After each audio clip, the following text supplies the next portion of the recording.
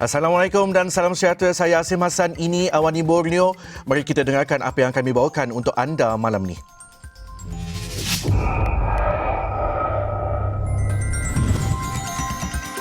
PBS mahu timbalan Perdana Menteri dari Sabah selepas PRU 15. Belia Sabah dan Sarawak sedia mengundi.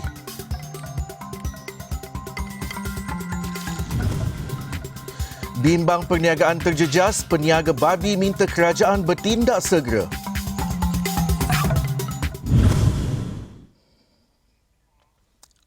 Kita mulakan Awani Borneo hari ini dengan perkembangan COVID-19. Sarawak mencatatkan kes tertinggi COVID-19 di seluruh Malaysia hari ini. 426 kes menjadikan jumlah keseluruhan kes di negeri itu kini berjumlah 15,869 kes. Lebih mendukacitakan, 2 lagi kematian direkodkan di Sarawak. Sementara di Sabah, 38 tambahan kes COVID-19, manakala 6 kes di Labuan. Dalam perkembangan media COVID-19, Jawatan Kuasa Pengurusan Bencana Negeri JPBN Sarawak, hari ini Datuk Amar Douglas Ugambas mendedahkan punca kenaikan kes di Sarawak disumbang oleh kluster di Depo Tahanan Imigresen Si Muja Serian. Ini disebabkan tidak patuh pada prosedur operasi standard SOP. Di Pusat Tahanan Imigresen Semuja ada 462 orang kena tahan. Dari mereka ini 433 adalah didapati positif ataupun 94%. Kes ini telah membuktikan bahawa virus COVID-19 ini semakin menular apabila tidak ada penjarakan sosial diamalkan. Ini yang berlaku di Pusat Depo Tahanan Imigresen Semuja Serian. OKT yang duduk seramai 75 orang satu bilik yang kecil. Di sini virus ini senang merebak. Dalam pada itu, Sarawak sedang berunding dengan beberapa pihak sebelum membuat keputusan mengenai pembelian vaksin COVID-19.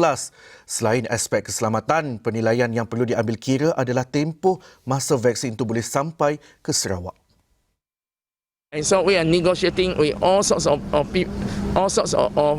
various company. Our SCOVAC Sarawak COVID-19 Vaccines Advisory Group in constantly speaking with all the different company because we need to hear the advice. Itu betul-betul ini vaksin ada bagus. Sementara itu, Sarawak akan menuntut pembahagian vaksin yang sama rata untuk penduduk di negeri itu. Jelasnya, vaksin COVID-19 perlu diberikan mengikut bilangan kawasan yang mempunyai populasi penduduk yang tinggi. We are demand our share because otherwise if we buy they say since you bought we don't need to give it to you. But when you tell oil and gas it's cakap kita Malaysian. When you give up vaccine you say you buy your own.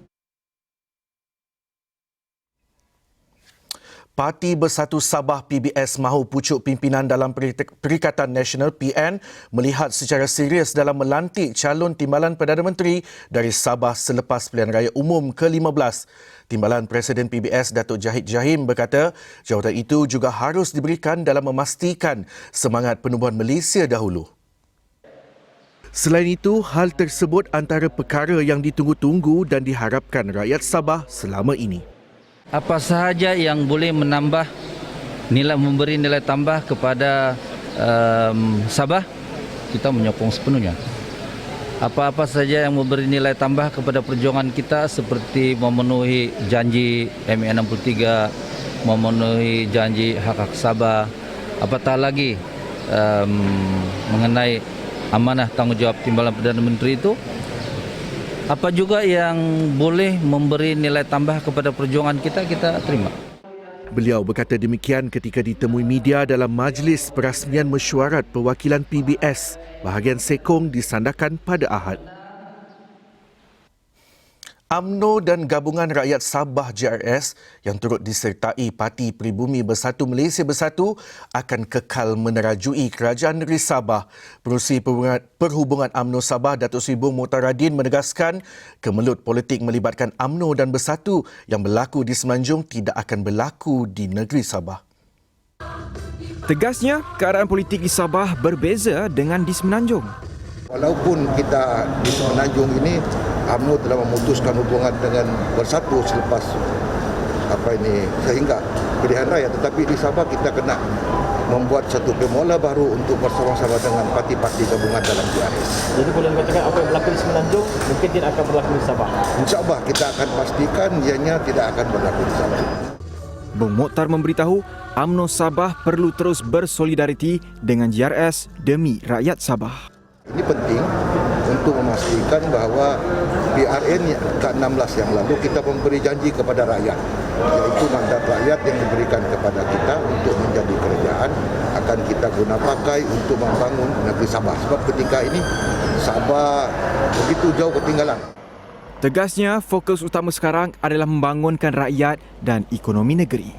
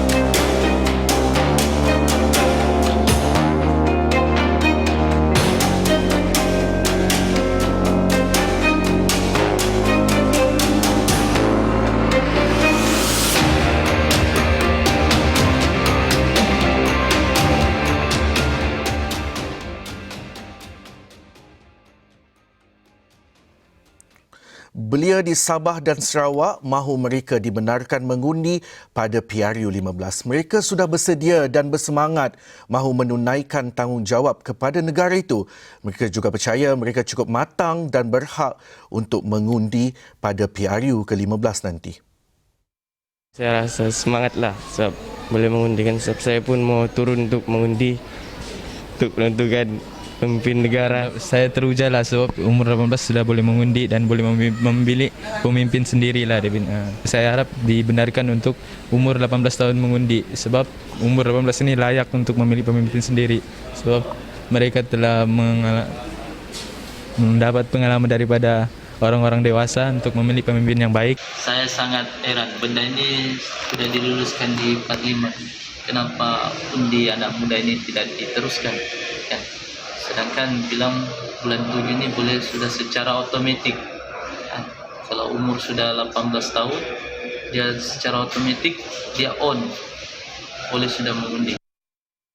So this is a good chance for us to nyatakan apa pilihan kami orang tentang politik negara and to involve in it. So politik negara kita is based on diplomatik. Diplomatik is based on undi rakyat.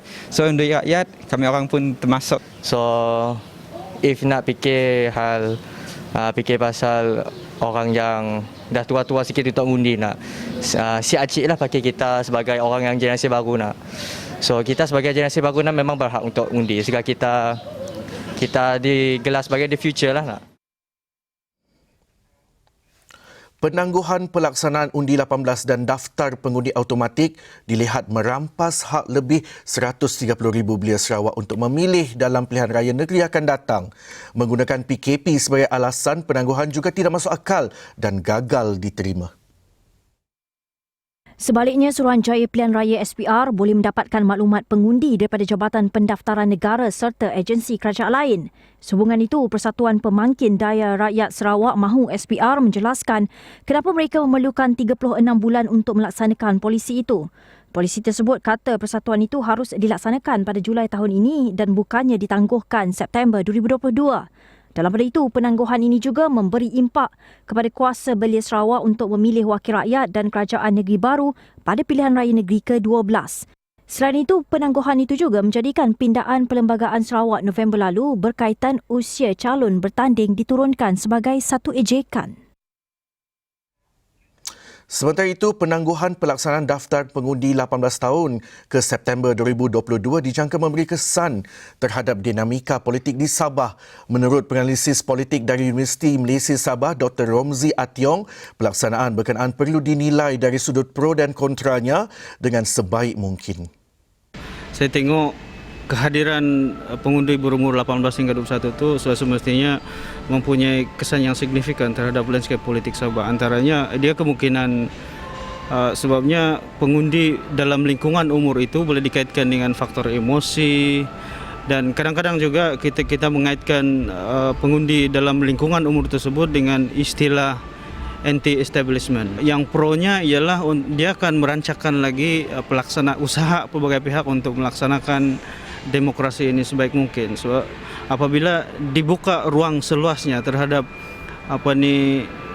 penglibatan semua pihak untuk terlibat dengan politik, itu maksudnya kita cuba untuk mengaplikasikan konsep demokrasi itu sebaik mungkin. Parti Bersatu Sabah PBS berharap anak muda diberi peluang mengundi pada PRU ke-15. Timbalan Presidennya Datuk Jahid Jahim berkata pendirian PBS konsisten seperti yang dipersetujui Parlimen bahawa individu 18 tahun ke atas dibenarkan mengundi. Pendirian Parti Bersatu Sabah tentang umur yang telah diputuskan oleh Parlimen konsisten. Ini telah diputuskan dan biarlah anak muda ini diberi peluang untuk melaksanakan tanggungjawab mereka. Ini sudah dibuat kajian, sudah diputuskan oleh Parlimen, parti mempersetujuinya dan kita konsisten. Kita sokong terus agar ianya dilaksanakan segera. Penularan virus demam babi Afrika di beberapa daerah di Sabah meresahkan peniaga daging haiwan itu. Mereka berharap bahagian kesihatan di Jabatan Veterina menggiatkan lagi pemantauan dan penguatkuasaan bagi membendung merebaknya virus tersebut. Wartawan Awani Borneo meninjau sekitar Pasar Sin-On bagi mendapatkan reaksi peniaga daging babi serta pelanggan. Yong Xian Chun, 48 tahun, meneruskan perniagaan bapanya sejak dari tahun 1955. Dia berharap masalah ini dapat diatasi dengan segera kerana menjejaskan perniagaannya. Kita susah jual. Susah, betul-betul susah. Tidak. Macam maksudnya itu, tengok itu ada sakit macam itu. Banyak. Ada dengar itu sakit?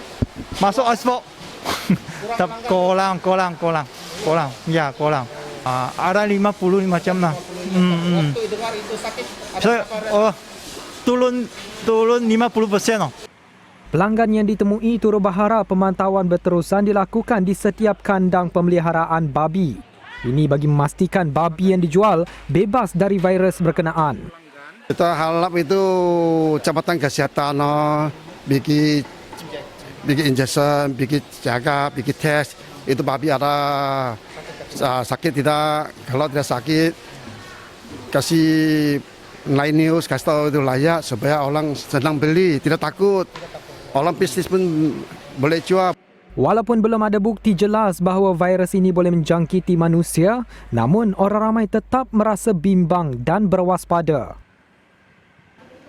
Di Penampangi, pengusaha restoran yang menjual daging babi berharap kerajaan negeri dapat menyelesaikan perkara terbabit dengan segera. Saya berasa sedih juga sebab ini sinalobakas ini kita makanan tradisi Sabahan, banyak yang boleh makan. Bagi pandangan saya, kalau berhenti makan setakat ini, ada setengah peniaga-peniaga golongan bakas akan merasa tidak dapat berniaga dengan baik, gitulah. Sebetulnya cuma kontrol sikit-sikit begitulah. Saya berharap kerajaan negeri ini dapat menyelesaikan masalah ini dengan secepat yang mungkin lah, atau yang terbaik. Orang ramai pula diminta akur dengan arahan kerajaan kerana dikuatiri wabak itu mampu mengancam nyawa. Macam takutlah kalau macam makanan babi itu ada penyakit hilang, macam takutlah mau makan. Dan lebih baik kita ikut sajalah pada cakap. Laporan itu mengakhiri Awani Borneo untuk malam ni. Saya Asim Hassan dan kita jumpa lagi.